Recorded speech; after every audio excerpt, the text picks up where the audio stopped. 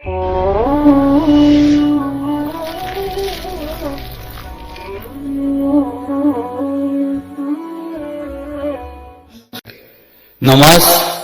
زندگی میں اتنی لازم ہے کہ بیماری کی حالت کے اندر بھی اس کی رخصت نہیں دی گئی، سفر میں بھی اس کو کم تو کیا گیا ہے، اس کو کثر تو کر دیا گیا ہے، لیکن چھٹی نہیں دی گئی۔ حالت جنگ میں اس کی چھٹی نہیں دی گئی۔ صلاۃ الخوف وہاں بھی پڑھنے کا حکم ہے۔ اب پانی نہیں ہے تو تیمم کر لو، یعنی بیٹھ کھڑے ہو کے نہیں پڑھ سکتے تو بیٹھ کے پڑھ لو، بیٹھ کے نہیں پڑھ سکتے تو لیٹ کے پڑھ لو۔ اعضاء ساتھ نہیں دیتے کہ اعضاء کے اعتدال کے ساتھ جو ہے وہ رکوع اور قیام اور دیگر اراکین کو ادا کیا جا سکے تو اشارے سے کر لو، لیکن رخصت نہیں دی گئی، نہ مرد کو دی گئی نہ عورت کو دی گئی۔ تو یہ نماز اتنی لازم اور اتنی ضروری قرار دے دی گئی۔ اور نماز ہے کیا؟ نماز اللہ کی یاد کا نام ہے۔ حاکم الصلاۃ میں ذکر ہی کہا گیا، میری یاد کے لیے۔ تو یہ بھی ایک ذکر کا رنگ ہے اور ذکر کی ایک صورت ہے۔ خوش نصیب وہ لوگ ہیں کہ جنہیں 5 گانا نماز کی سعادات نصیب ہیں۔ اچھا، بعض لوگ بڑے ناز سے کہہ دیتے ہیں میں نہیں پڑھتا، تو میں کہا کرتا ہوں صاحب تو کون ہے نہ پڑھنے والا؟ تجھے مالک اپنی چوکھٹ پہ بلاتا ہی نہیں ہے۔ تجھے توفیق سجدہ نصیب ہے۔ جس کو سجدے کی توفیق نہیں ہے اس کے پلے کچھ بھی نہیں ہے، اور جس کو سجدے کی توفیق مل گئی اس کو بہت بڑی سعادت مل گئی۔ قیامت کے دن بندے سے سب سے پہلا سوال جو پوچھا جائے گا وہ نماز کا پوچھا جائے گا۔ اور آپ جانتے ہیں کہ میرے اور آپ کے آقا و مولا جب حضرت بلال حبشی کو نماز کے لیے اذان کا کہتے تو لفظ کیا ہوتے؟ ارحنا یا بلال، بلال اٹھو اور ہمارے دل کو راحت پہنچا، ہمارے سینے کو قرار پہنچے۔ تو اذان حضور کے قلب کی راحت تھی۔ میں نے بعض جگہ دیکھا سردیوں میں ہوتا مسلسل پیدل پہ نمازیں، ابھی ظہر کی نماز پڑھ کے آئے ہیں تو تھوڑا وقت گزرتا ہے تو عصر کا وقت ہو گیا، عصر پڑھ کے آئے ہیں تو مغرب کا وقت ہو گیا، تو پیدل پہ مسلسل نمازیں ہوتی ہیں دن چھوٹا ہونے کی وجہ سے۔ تو بعض لوگ بڑے مزاحی انداز میں کہہ دیتے ہو یار بانگا ہی نہیں سال ہے دیتا، ابھی تو پڑھ کے آئے پھر۔ یہ بیزاری کا اظہار ہے، یہ تو شکر ہے تیرا مالک تجھے بار بار بلا رہا ہے۔ یہ تو نماز کے لیے بلا رہا ہے نا، یہ تو نماز کے لیے بلا رہا ہے۔ حضرت ابراہیم، حضرت یعقوب علیہ السلام اللہ کے جلیل القدر پیغمبر ہیں، تو اللہ ان کو اپنا خاص کرم دیا تھا، حضرت ابراہیم کو نوازا تھا۔ تو حضرت ابراہیم اللہ کے خلیل، خلیل کہتے ہیں گوڑا یار، تو گوڑی یاری تھی۔ تو ایک دن حضرت اسرائیل حاضر خدمت ہوئے تو پوچھا کدھر آئے ہو؟ کہا قبض روح کے لیے آیا ہوں۔ تو کہا عجیب بات ہے، میرا رب مجھے اپنا خلیل بھی قرار دیتا ہے اور تجھے قبض روح کے لیے بھی بھیج دیا۔ کبھی ایسا بھی ہوا ہے کہ کوئی یار یار کی موت چاہے؟ خلیل تو گوڑے یار کو کہتے ہیں اور وہ میرا گوڑا یار ہے اور اس نے تجھے قبض روح کے لیے بھیج دیا۔ کبھی ایسا ہوا ہے کوئی یار بھی یار کی موت چاہے؟ تو کہا میں تو حکم کا بندہ ہوں، آپ کا پیغام رب کے ہاں جا کے عرض کر دیتا ہوں۔ بارگاہ عزت میں حاضر ہوئے، کہا مالک تیرے بندے کے پاس گیا تھا، یہ سندیسہ ہے تیرے نام، کبھی کوئی یار بھی یار کی موت چاہتا؟ تو کہا جا پھر میرے خلیل کو میرا سلام دے اور کہے کبھی ایسا بھی ہوا یار بلائے اور یار ملنے نہ آئے؟ تو روح بےتاب ہو گئی، کہا دیر نہ کر ابھی قبض کر لے۔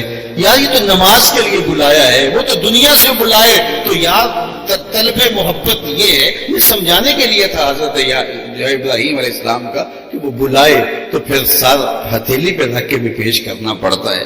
تو ہم نماز سے اگر کوتاہی کرنے لگ جائے یار یہ ابھی تو پڑھی تھی پھر آگئی، یہ تو رب کا بلاوا ہے۔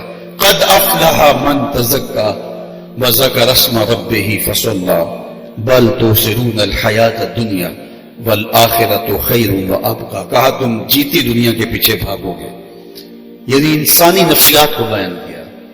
دنیا کا سودا نقد ہے نا، آخرت ادھار ہے۔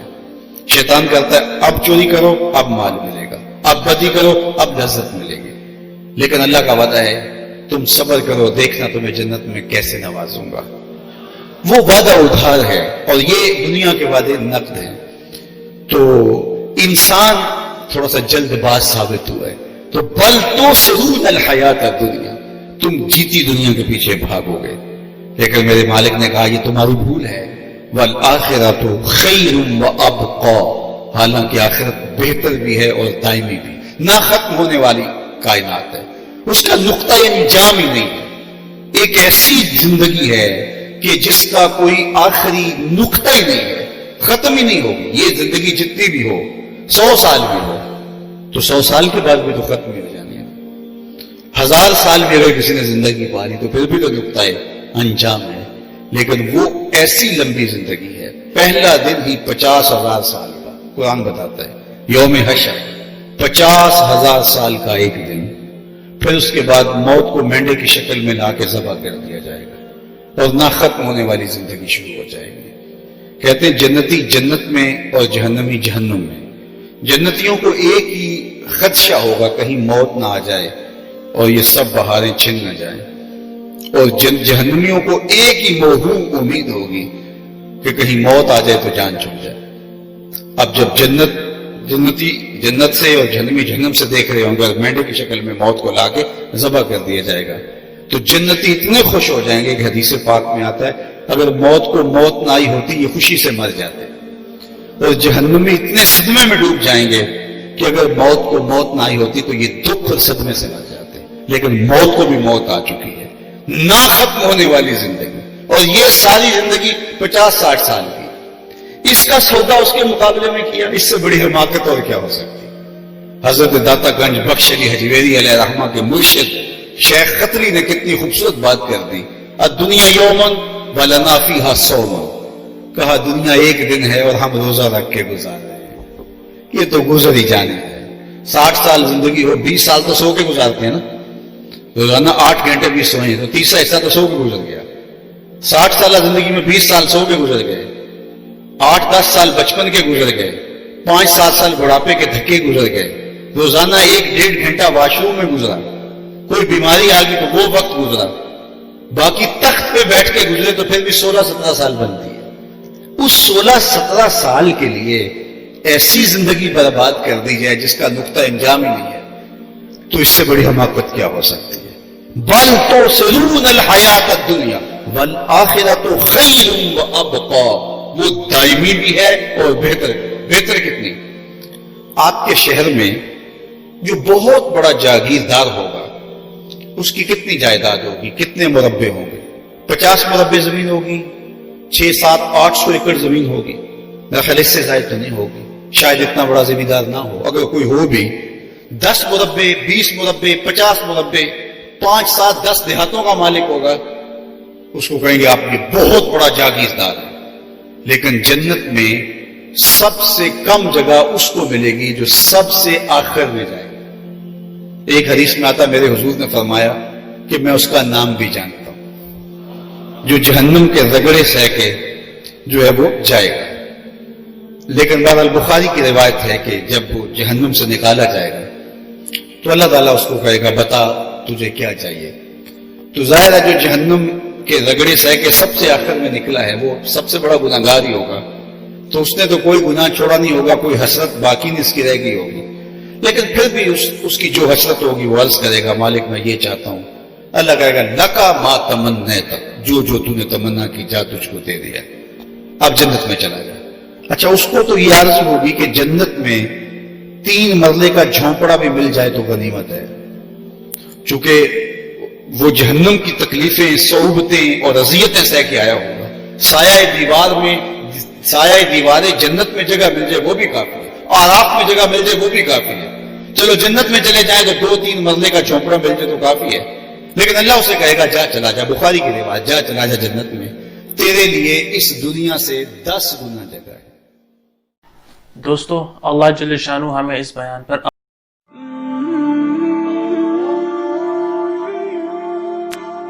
نماز تو سندیسہ ہے وصل محبوب کا.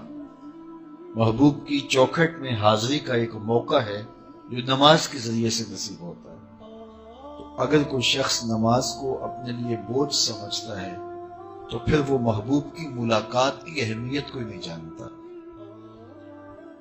نماز کے لیے جب اذان پکاری جائے تو بندے کو خوشی، فرحت اور مسرت ہونی چاہیے کہ میں اب رب کے حضور حاضر ہوں گا.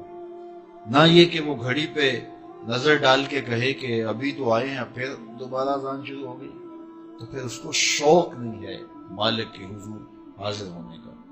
حضور علیہ الصلوۃ والسلام تو جب حضرت بلال حبشی کو نماز کے لیے اذان کا کہتے تو یہ ارشاد کرتے ارحنا یا بلال، بلال اٹھو اور ہمارے دل کو راحت پہنچا دو۔ ارحنا یا بلال، بلال ہمارے قلب کو، ہمارے دل کو راحت پہنچا دو۔ تو یہ حضور کے قلب کی راحت، تسکین اور قرار کا سبب ہے۔ آقا کریم علیہ السلام نے معراج کی شب جہاں بہت سارے لوگوں کو عذابوں میں مبتلا دیکھا تو ایک شخص کو دیکھا، رجل مغیب فی نور العرش، کہ وہ عرش کے نور میں غائب تھا، اس کے اطراف میں نور ہی نور تھا اور وہ نور میں ڈوبا ہوا تھا۔